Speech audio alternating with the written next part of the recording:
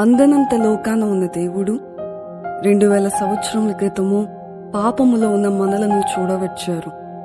ఆయన వచ్చారు, తెచ్చారు, ఇచ్చారు. ఆయన శిలువ మరణము ద్వారా మనకు రక్షణ అనుగ్రహించారు. ఆ రక్షణను పొందుకుని పరిశుద్ధాత్ముని యొక్క సహాయము ద్వారా ఆయన రాకడకు సిద్ధపడదాం.